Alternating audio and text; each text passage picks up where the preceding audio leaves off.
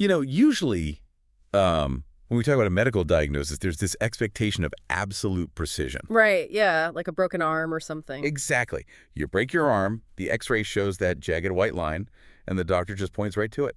Clean and simple. Yeah, it's clean. It's visible. And I think it's comforting, to put things into neat little boxes. Oh, absolutely. But when you step into the world of socio-political dynamics, historical trauma, community tensions, that x-ray machine just completely shatters. It really does. You're just left trying to diagnose this incredibly murky landscape.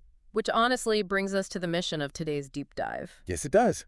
Welcome, by the way, to the deep dive. We are so glad you are here with us today. We really are. And today we are unpacking a highly charged, incredibly complex text. It's an essay titled Gracious in Victory. And the goal here is to really figure out the why and the how of societal cohesion. Right. Like, when a minority community actually gains political power, how do they navigate that? And how does this modern impulse we have to, I guess, strip away the nuance of complex issues, how does that actually threaten our day-to-day safety? So this isn't just us, recapping a recent news story. No, not at all. It's a deep exploration of the actual architecture of how people live together. We're pulling from history, political science, socio-legal analysis, all of it. And look, because we are examining the architecture of these very real, very raw social dynamics, we have to state right up front that we are inherently dealing with intensely sensitive topics today. Extremely sensitive. We're going to be talking about Israel, U.S. political figures like Donald Trump, religious tensions, hate crimes. It's a lot. It is a lot. And our role here, just to be crystal clear, is to impartially explore the fascinating idea, the empirical data, and the specific mechanics of the arguments presented in this text. Exactly. We are absolutely not taking sides here. Not at all. We aren't endorsing any political viewpoints, and we aren't validating any overarching narratives. We are just simply examining the blueprint of these ideas. Right. We're looking at the mechanics, we're analyzing how the engine runs without, actually buying the car. I love that analogy. Okay, let's unpack this. Yeah. We have to start with the inciting incident that forces this entire conversation into reality. The catalyst. Yeah, the catalyst. It's a Friday night in Manhattan, August 14th, 2026. Right, at Central Synagogue on Lexington Avenue. Yeah. The congregation is gathered there for Kabbalat Shabbat. And, for anyone listening who might be unfamiliar, this is a deeply joyous, anticipatory service. It literally translates to receiving the Sabbath, right? Exactly, receiving the Sabbath. And at a very specific point in the liturgy, the entire congregation actually physically turns around. Wow. Okay. Yeah, they face the entrance of the sanctuary, symbolically welcoming the Sabbath in like a bride. So it is this moment of just complete openness. Total openness. And into that openness walks a man named Larry Montez. He's 46 years old. He's from the Bronx. And he just disrupts the prayer. Right. And when security attempts to kind of guide him toward the door, the whole situation completely fractures. It turns violent. Montez strikes a congregant. He damages property. He actually headbutts a security guard. Jeez. Yeah. He's arrested and ultimately charged with 2 counts of assault as a hate crime and 1 count of criminal mischief as a hate crime. And the police commissioner, Jessica Tisch, she stepped up to the microphones later to confirm that physically no one was seriously injured, which is good. Right. Thank goodness. But she made a really strong point to note the profound, lingering psychological damage. I mean, a sacred space becoming an active crime scene. That leaves a mark. It leaves a massive mark. But here is where the author of the text steps in. Because the immediate cultural reflex to a moment like this is what the text identifies as the easy move. The easy move? Yeah, the easy move is this instinct we all have to grab onto Larry Montez and hold him up as definitive proof of whatever political narrative you already believe. So if you think society is crumbling under organized ideological hatred, you point to him and go, look, I was right. Exactly. But if you actually look closely at the factual profile of Montez, he completely defies any clean, prepackaged narrative. He really does. Because when you dig into the reporting on his background, it's just this baffling web of contradiction. Total contradiction. I mean, he isn't a known political operative. He has no ties to organized extremist groups. Right. And in 2024, he actually posted a map of Israel on his Facebook page. The caption literally said, "Keep Israel in your heart." Yeah, and he was known to frequently share clips of rabbinic discussions online. He made these really confused, seemingly earnest attempts to translate Spanish into Hebrew. Which is so strange given what he did. It is. His own aunt gave an interview describing him as a man dealing with severe trauma. She said he was driven by this desperate, really misplaced desire to somehow belong to Judaism. But then, on the flip side, the moment he was arrested at the synagogue, he was screaming these virulent anti-Semitic slurs at the congregants. Calling them swine, fake Jews, awful stuff. So this is not the profile of a structured, ideological foot soldier carrying out some coordinated political attack. Not at all. This is the profile of a man undergoing a profound, chaotic, totally private collapse. Yeah. On a random Friday night, he simply found the nearest available, highly symbolic object, which happened to be a synagogue on Lexington Avenue. Yeah. And he just directed the entirety of that personal collapse right at it. I have to push back a little on the expectation here, though. I mean, think about it from the perspective of the listener. If you are sitting in that pew, or even if you're just reading the news on your phone the next morning, human nature dictates that you see a violent attack on a marginalized group, and you instantly assume it's part of a broader organized political movement. That's sure.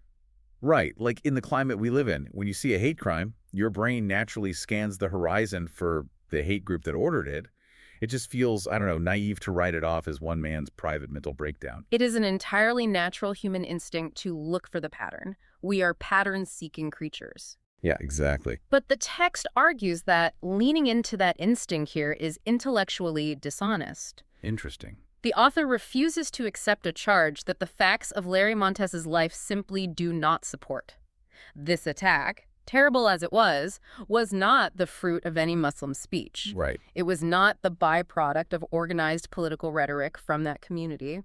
The author says we have to separate the terror of the actual event from the false assumption of a vast conspiracy behind it. Okay, so if Montez isn't the poster child for a structured political movement, how do we derive meaning from this? Why are we even talking about it? We find meaning by radically shifting the camera angle. Okay. You stop looking at the attacker's disjointed Facebook posts and you look at the room he walked into. You look at the history and the vulnerability of the people sitting in those pews. Oh, wow. Yeah, because Central Synagogue is not just a random building. No, it's not. It's literally a physical manifestation of survival. Yeah. The sanctuary on Lexington Avenue was completed back in 1872. 1870. Yeah, and it was designed by an architect named Henry Fernbach. And Fernbach is this vital historical figure because he was the first Jewish architect of real consequence in New York City. Right, and he made a very specific, fascinating architectural choice. He chose to design this building in the Moorish Revival style. Which is so unique for a Jewish congregation in 19th century America. It is. Yeah. Moorish Revival, for those who haven't seen it, incorporates these grand sweeping arches, intricate geometric patterns, onion domes. It's heavily inspired by Islamic architecture from places like medieval Spain. So why choose that? Well, it was a stylistic choice made by Central European Jewish immigrants to boldly declare, basically, we have roots in the East, but we are establishing a massive, permanent, undeniable footprint right here in the West. It's the oldest synagogue in continuous congregational use in the entire city. The oldest. It has stood through a century and a half of New York history. But here's the thing, it hasn't just passively existed, it has actively survived. Yes, the fire. The fire, in 1998, this devastating fire ripped through the building. The heat was so intense that the massive roof completely collapsed right into the sanctuary. I can't even imagine. And, you know, a lot of congregations might have taken the insurance money, sold that prime Manhattan real estate, and just built a modern glass box somewhere else. That would be the easy road. Exactly. But this congregation, they raised roughly $40 million to rebuild the sanctuary down to the exact, painstaking historical detail of what it was before the fire. So I want you, the listener, to just imagine standing in that space. You are surrounded by a century and a half of continuous history, millions of dollars of absolute dedication, and an architecture that screams permanence. Yeah. So when an attacker violently breaches that room mid-prayer, the people inside, they don't pause to perform a forensic analysis of his mental health. Of course not. They feel the vulnerability that a century and a half of Jewish New York has trained them to feel. Their relationship to those walls is quite literally a relationship to survival. But that intense feeling of vulnerability inside the sanctuary, it isn't just an emotional echo of the past, right? No. It's a reaction to a very real, measurable shift in the atmospheric pressure outside those doors. This feeling of being targeted doesn't happen in a vacuum. Right. And to understand if that fear is justified or if it's just, paranoia, We actually have to look at the math. We have to look at the empirical data. Which brings us to Jeffrey Cohen's research. Exactly. This is a crucial piece of data. It's a 2025 study by sociologist Jeffrey Cohen, published in the journal Religions. He analyzed survey data leading all the way up to 2024. And his goal was to quantify the actual climate of anti-Semitism, right? Right. Not just rely on anecdotal feelings or Twitter vibes. Right, because vibes aren't data. Cohen used a methodology that sociologists call a feeling thermometer. I remember these from college poli-sci classes. It's pretty straightforward. You just ask respondents to rate how warm or cold they feel toward a specific group on a scale from 0 to 100. Exactly. And over the decade between 2014 and 2024, Cohen found that anti-Semitic attitudes rose in about half of the countries measured. And in the U.S. specifically? In the United States, the average warmth toward Jews dropped from a score of 71.5 to 68.6. Okay, and he also tracked specific individuals over time, didn't he? He did, using panel respondents, and he found a very specific correlation. Individuals who grew more critical of Israel over that 10-year period also grew measurably cooler toward Jews as a whole. I really want to talk about the scale of that drop, though, because a shift from 71.5 to 68.6 to someone just skimming the data, that might sound like a rounding error. It sounds tiny. Right, Yeah. but think of it like an environmental climate indicator. If the global temperature drops by 3 degrees, you don't just put on a slightly thicker sweater. No, it changes everything. A 3-degree drop in a delicate ecosystem fundamentally alters how organisms survive. It changes the frost patterns, it alters the growing seasons, it disrupts the entire food chain. That's a great analogy. So a modest statistical drop on a survey that translates to a very real lived chill in the air for the people navigating that society every single day. It does. And the author points out that the interpretation of this data requires a lot of maturity. You really have to hold two conflicting truths simultaneously. Okay, what's the first truth? The first truth is that the alarmist, the people who claim American society has been completely overrun by an apocalyptic wave of Jew hatred, they are empirically wrong. Right. The data doesn't support that. The data simply does not show a total societal collapse into radical hatred. The drop is, as Cohen himself characterizes it, small to modest. But the second truth is aimed directly at the people who argue the exact opposite. Right. The people who say the criticism of Israel has absolutely zero spillover effect into how Jewish people are treated in everyday life. Yes, those people are also empirically, statistically wrong. The correlation might be modest, but it is definitively not zero. The data proves the spillover is real. The climate really has cooled. And that cooling climate is heavily engineered by the rhetoric we consume. Which leads us to the second major study the text brings forward. Ooh, this study is wild. It is. It's a piece of research that maps the exact mechanism of how online rhetoric actually manufactures real-world violence. And the text explicitly states this study should, quote, stop American Muslims cold. Yeah, so this is Karsten Miller and Carlos Schwartz, published in 2023. They wanted to solve that classic causation versus correlation problem, right? Exactly.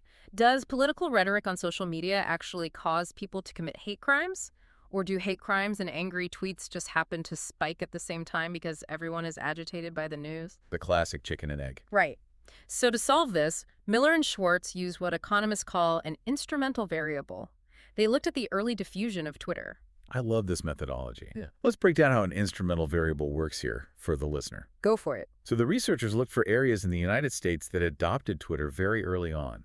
But crucially, these areas didn't adopt Twitter because they were hyper-political. Right. They adopted it due to random non-political factors, like maybe they were geographically close to tech hubs in California, or places that had early interactive events, like South by Southwest in Texas. Right. SXSW was huge for early Twitter adoption. Exactly. So by isolating these specific areas that just happen to have high Twitter penetration purely by geographic or cultural chance, they could isolate the effect of the platform itself. They removed all those other messy variables like local voting history or baseline prejudice. It creates a brilliant natural experiment, and the findings were just stark. What did they find? In these places with higher organic Twitter penetration, anti-Muslim hate crimes rose sharply right after the 2016 presidential primaries. Wow. They proved that Donald Trump's own specific posts about Muslims directly predicted subsequent spikes in xenophobic tweets from local users, increased cable news coverage, and most importantly, actual physical hate crimes on the ground in those specific high Twitter areas. They mapped the causal chain. A prominent, powerful voice speaks about a minority group in a flattening, derogatory way on a massive platform. Yeah. A stranger consumes that rhetoric, steps away from their computer, walks out into their local community, and physically assaults someone. The rhetoric doesn't just accompany the violence, it produces it. But wait, how does the text connect this back to American Muslims today? Because the study was about anti-Muslim hate crimes. Right, and the text highlights a profound irony here. In 2016, when American Muslims were the primary targets of this rhetoric, they deeply understood this mechanism. Of course. Muslim advocacy groups correctly cited this exact kind of data. They pointed to the science and said, look, your words on these platforms are translating into broken windows in our mosques and violence against our community. But the text argues you can't just, file that science away in a drawer the moment your own political position improves. Exactly. You cannot believe that the laws of gravity regarding rhetoric and violence only apply when you are the one falling. An honest assessment of the present moment requires acknowledging that the political power dynamics for American Muslims, particularly in places like New York City, have shifted dramatically since 2016. They really have. Muslim organizing in New York has achieved real, tangible institutional weight, which, by the way, is a massive triumph of civic participation. It is. But with that arrival at the table of power comes a massive temptation. The temptation is to look back at the rules of fairness, inclusion, and careful rhetoric that you demanded while you were fighting your way up, and decide that those were just tactics. Just tools you use to get leverage, rather than unshakable moral principles. Here's where it gets really interesting, because we have to look at how that newfound power is actually being wielded right now. The text gets highly specific about local New York City governance. Yes, the current administration. Right. We are currently looking at an administration led by Mayor Zoran Mamdani, who is Muslim. And a major controversy recently erupted surrounding his advisory committee on the judiciary. Now, this committee is highly influential. It's an 18-member panel that plays a massive role in shaping the city's courts. And what happened? Well, a coalition of the city's Jewish bar associations circulated a formal letter pointing out a glaring omission. Out of 18 appointed members on this judicial panel, not a single one was Jewish. 0. 0 out of 18. And they framed this not just as an oversight, but as part of a troubling pattern, leaving Jewish New Yorkers feeling increasingly locked out of the administration's vision for the city. Now, Mayor Mamdani's administration did not take this lying down. They mounted a very robust defense. They did. The mayor stated publicly that the suggestion of religiously motivated bias deeply bothered him. He pointed to his track record, noting he has appointed and reappointed Jewish judges in other capacities across the city. And his press secretary gave a very specific explanation for one of the key omissions on the committee, right? Yeah, this is the detail that stands out. A retired appellate division justice, who everyone expected to be named to the panel, was rejected during the vetting process, specifically because he had previously served on the legal team for Ghislaine Maxwell, which is a massive red flag for any vetting team. Yeah. And to add to that defense, the administration pointed out that Mayor Mamdani's condemnation of the attack at Central Synagogue was immediate, forceful, and unequivocal. He called it a despicable act and pledged the full resources of his administration to protect Jewish New Yorkers. So, looking at it logically. Yeah, I want to look at this from the perspective of a totally cold, logical political strategist. Right. The mayor's office actually has a highly effective defense here. The Ghislaine Maxwell connection. That's a massive political liability. Any vetting team in the country would spike a nominee for that. Absolutely. He has a track record of other Jewish appointments. He forcefully condemned the hate crime on Lexington Avenue. If the administration is logically and factually defending its actions this well, why does the text frame this episode as a massive failure of leadership? Because of a profound distinction the text draws. It says, governing is not litigation. Governing is not litigation. I love that phrasing. It's so vital, because in litigation, you are in a courtroom. You win by being technically, factually right about the specific parameters of a complaint. Right. You find a loophole, you dismantle the opposing counsel's argument, and the judge rules in your favor. Exactly. But governing a diverse, historically complex city is fundamentally different. When you treat public office like a courtroom, you might win the news cycle, but you deeply damage the city. Because even if you win the technical argument about the Maxwell lawyer, you have completely missed the emotional and historical reality of the people you are governing. Exactly. The text reminds us of the specific civic history of New York. Jewish New Yorkers spent decades building the very infrastructure of the city. Yeah, they built the bar associations. They were foundational to the labor movement, the civil liberties infrastructure. Right. The very civic apparatus, the legal defense organizations that Muslim New Yorkers lean on today to defend their own rights, those were largely built by Jewish New Yorkers. So when you govern a city with that specific intertwined history, creating an all-of-everything-but-them panel, an 18-seat committee with zero Jewish representation, that is going to be felt as a deep, intentional wound. And intent almost doesn't matter when the impact is that glaring. Right. A truly competent restorative leader would have recognized that wound the second the letter was published. They wouldn't have dispatched a press secretary to debate the technicalities of the vetting process. What they have done. They would have looked at the 18-member board, realized the glaring historical and cultural oversight, fixed the committee makeup within 48 hours, and moved on. Just fixed it. Okay. Because when you treat public office as a space for litigation, you normalize the idea that government appointments are just a spoil of war. Right. Like, we won the election, so we get to use the bureaucracy to settle accounts or passively exclude communities that we view as politically inconvenient. And this is where the text brings in a deeply chilling historical reminder aimed directly at the Muslim community. It illustrates the exact danger of treating the state apparatus as a weapon. Yeah, this part is intense. The text cites research by Hajar Al-Faham, published in Perspectives on Politics in 2021. Al-Faham's research meticulously documents a very dark chapter in recent New York City history.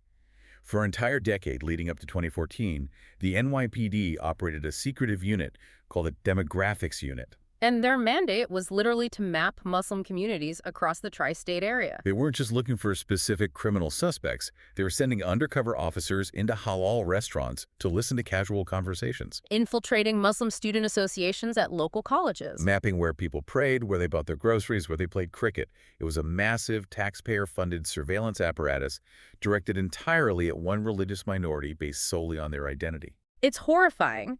And Al-Faham's interview research captures the profound psychological toll this took on the ground. I mean, imagine being a college student, knowing that the guy sitting next to you in the student union might be an undercover cop writing down your opinions on foreign policy. It didn't just make people change where they prayed. It fundamentally shattered how Arab and Black American Muslims understood their own standing in the country. It created this pervasive sense of paranoia, a total chilling effect on free speech. And a deep trauma inflicted by the very machinery of the state that is supposed to protect you. So the warning here is absolute.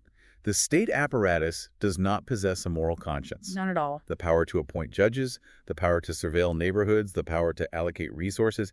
It's just machinery. It doesn't learn lessons. It doesn't permanently bend toward justice. It just changes aim depending on whose hand is on the lever. That is such a crucial point. Power ebbs and flows. That is the only guarantee in a democracy. The text is warning the currently powerful administration.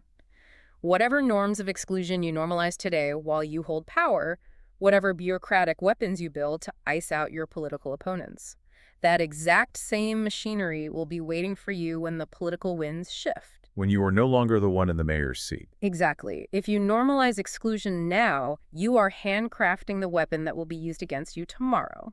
It is a terrifying thought. Yeah. But, as the text acknowledges, it is ultimately a prudential argument. Right. It's an argument based on self-interest and calculating future risks. Essentially, play fair now so they play fair later. And prudential arguments are actually the weakest kind of moral arguments. You shouldn't do the right thing just because you're terrified of retaliation. No, you need a stronger foundation. So, if fear of the pendulum swinging back is the weak argument, what is the strong argument? Where do we anchor the demand for genuine inclusion, especially when it's politically costly? Well, the text takes a fascinating pivot right here. It moves away from contemporary New York politics and dives deep into ancient constitutional law and classical theology. Oh, I love this part. Yeah, it brings in a 2007 paper by Andrew March from the American Political Science Review. March's work explores the Islamic foundations for how Muslims are supposed to navigate living within non-Muslim liberal democracies. He looks at the classical tradition, which views a Muslim's residence in a polity that is not their own as fundamentally a matter of contract. The classical Arabic terms are ad and aman. These concepts represent deeply binding covenants of security and good faith. And March establishes that under this tradition, minority communities are not just passive guests who exist purely on the sufferance or the good mood of the majority. Right. They are active legal parties to a binding agreement. And the core nature of a truly binding agreement is that it works in both directions. Furthermore, agreements are most meaningful and most legally and morally binding precisely when keeping them is highly inconvenient. Oh, say more about that. Well, you don't prove your commitment to a contract when it aligns perfectly with your political goals. You prove it when upholding the contract costs you something. Right. When your political base is screaming at you to break it, but you hold the line because your word is your bond. And to ground this in the oldest possible precedent, the text goes all the way back to the foundational days of pluralistic political community in the Islamic tradition. We look at a 2009 socio-legal reading by Saeed Amir Arjomand, published in the International Journal of Middle East Studies. Arjomand analyzes a document known as the Constitution of Medina. Let's set the scene for that, because context is everything here. Definitely. In the early 7th century, the early Muslim community relocated from Mecca to the oasis city of Medina. When they arrived, they didn't just find an empty city. No, they encountered a complex existing political landscape that included several prominent, deeply established Jewish clans. Right. So the Constitution of Medina was the document created to govern this new, intensely pluralistic reality. And Arjomand's analysis shows that this constitution did something incredibly radical for its time.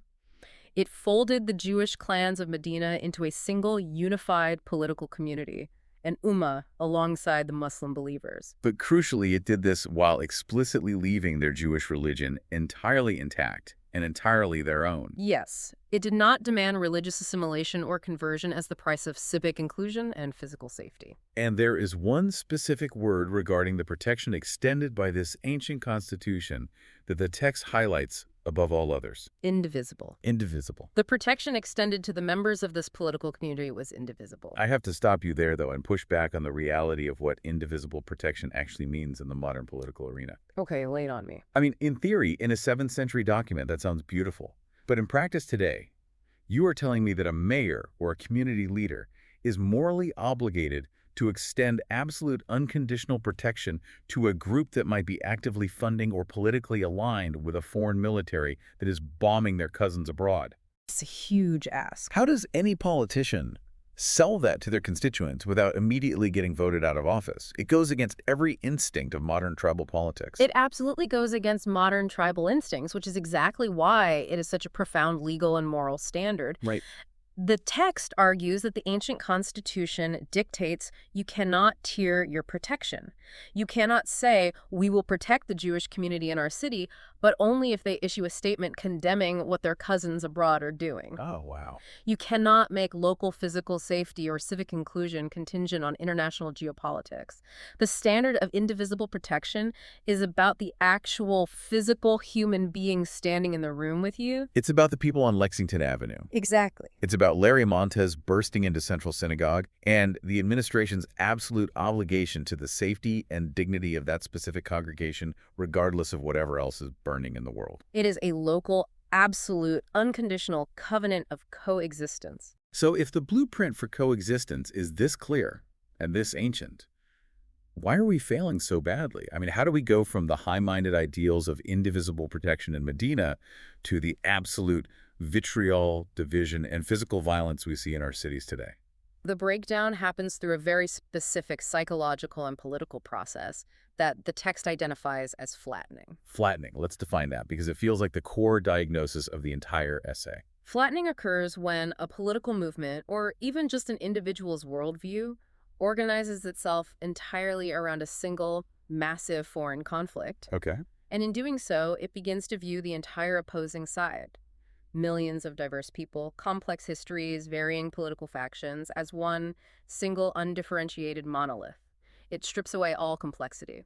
I think of it like looking at the world through a deeply compressed, low-resolution JPEG image. Oh, that's a perfect way to put it. You know when you take a complex photograph and compress the file size way too much? You zoom in, and instead of seeing fine detail, shadows, and distinct lines, you just see giant blocky pixels of a single color. You literally lose the data. Right, you lose the data. In this low-res political view, a person loses the cognitive ability to distinguish between radically different things. You can no longer tell the difference between a Reformed Jewish congregation praying on Lexington Avenue in Manhattan and a militant settlement outpost thousands of miles away. The flattening erases the pixels of reality. The text points out that this low-resolution view makes it impossible to see the Israeli human rights lawyers fighting in court against their own government. It blinds you to the refuseniks who go to prison rather than serve the military. It ignores the Palestinian citizens of Israel navigating their own deeply complex, contested politics. It deletes the hundreds of thousands of people who spend years protesting in the streets against their government's policies. When you flatten a society, you delete all of those people. You delete their struggles, their dissent, their basic humanity. And the text makes a very uncompromising assertion regarding morality here. It says moral seriousness requires high resolution. Yes. If your worldview is so flattened that it cannot distinguish between a century-old synagogue in New York and a foreign ministry press release, then you do not actually possess a strong political view. You possess a lazy, low-resolution one. You have abdicated your basic responsibility to see the world as it actually is. So if flattening is the disease, this low-resolution, monolithic tribalism, what is the cure? Is it just about, I don't know, policing our tone on Twitter? How do we actually stop a community, a city, from falling into this trap and ultimately turning to violence? This brings us to the final and perhaps most vital piece of empirical data. A landmark 2001 study by political scientist Ashutosh Varshney. Published in World Politics. Yes. Varshney's work is this massive, exhaustive, comparative study on ethnic violence. He specifically looked at cities in India, but the implications apply to any pluralistic society globally. What was he trying to figure out? He wanted to answer a fundamental question. When political tensions rise, when a controversial incident happens and the rhetoric gets scorching hot, why do some cities completely burn with ethnic violence, while other demographically identical cities remain totally peaceful? What is the actual variable that prevents a city from tearing itself apart? And Varshney's findings completely upend what most people intuitively assume. He found that the variable that predicts peace is not the poverty level of the city. Wow.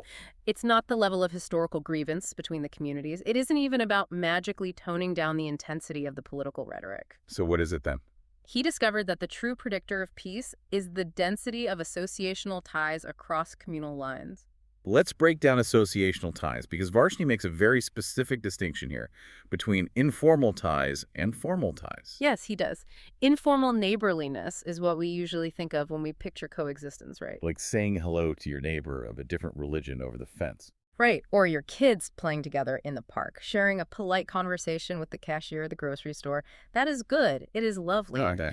But Varshney found that when a crisis hits, when a rumor starts flying on WhatsApp that someone from Group A attacks someone from Group B and the mob starts forming informal neighborliness is incredibly fragile. It shatters almost instantly. Exactly, because when the mob is marching down the street, just knowing the guy next door isn't enough structural power to stop the momentum. You need something heavier. You need formal ties. What actually prevents the violence are formal cross-communal institutions. We are talking about integrated business associations, trade unions, professional bodies, formal civic coalitions. These are organizations where people from different ethnic and religious backgrounds are bound together by shared economic or professional interests. And they have to meet, negotiate, and work together on a regular, structured basis. But how does a trade union or a business association actually stop a riot in practice? I mean, logistically. Logistically, it's about having established, trusted back channels and shared leverage. When a rumor starts, the leaders of the Integrated Business Association can pick up the phone, call their counterparts in the other community, verify the facts, and deploy their shared economic influence to calm their respective communities down. Oh, wise. They have an established, formal channel of trust that bypasses the panic. They are the literal architectural load-bearing walls of a community's safety. Yes. Graciousness, inclusion, appointing a diverse judiciary committee. These aren't just decorative elements of a progressive society to make everyone feel warm and fuzzy. They are structural firewalls. But the timing of building these walls is everything. The text issues a profound warning here. You have to build these institutions, these inter-ethnic coalitions and professional bodies during a season of strength. When you have the power. Yes, you have to do the hard, sometimes politically costly work of inclusion when you are winning. Because if you wait until the season turns, if you wait until a crisis is already upon you and the mob is forming, it is way too late. The firewall has to be built before the fire starts. Exactly. Man. As we wrap up this deep dive, let's just trace the massive journey these sources have taken us on today. We started with the sound of breaking glass and a violent outburst at a Moorish revival synagogue on a Friday night. We looked at the complex, contradictory private collapse of Larry Montez, refusing the easy move of turning him into a political monolith.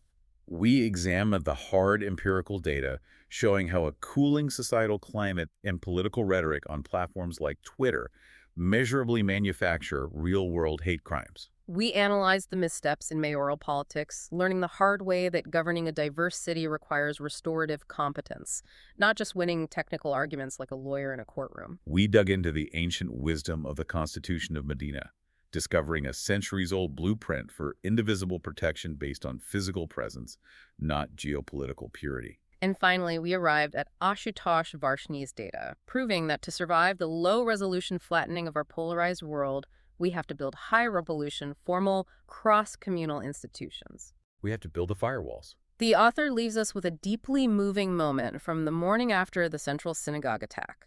Rabbi Andrew Kaplan Mandel stood before his traumatized congregation and asked them to simply breathe in peace and breathe out fear. Wow.